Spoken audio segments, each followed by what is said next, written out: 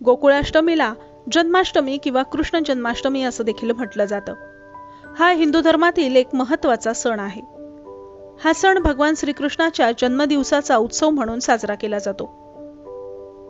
पौराणिक कथेनुसार भगवान श्रीकृष्ण यांचा जन्म भाद्रपद महिन्यातील कृष्ण पक्षातील अष्टमीला रोहिणी नक्षत्रावर मध्यरात्री झालाय।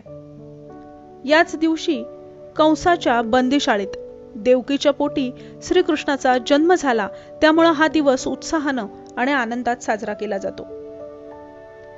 कंसानं देवकी आणि वासुदेवाला कारागृहात ठेवलं होतं, कारण आकाशवाणीद्वारे त्याला अशी माहिती मिळाली होती की देवकीचा 8वा मुलगा त्याचा वध करेल।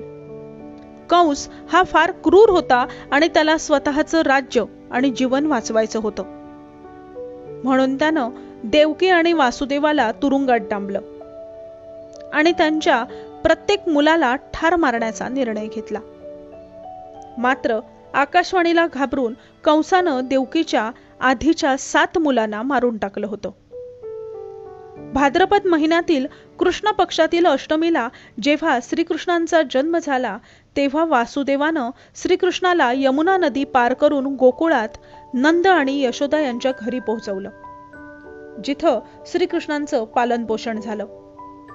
या कथेनुसार भगवान श्रीकृष्णांनी कंसाचा वध करून जनतेला त्याच्या अत्याचारातून मुक्त केलं, म्हणूनच हा दिवस जन्माष्टमी किंवा गोकुळाष्टमी म्हणून साजरा करण्यात येतो।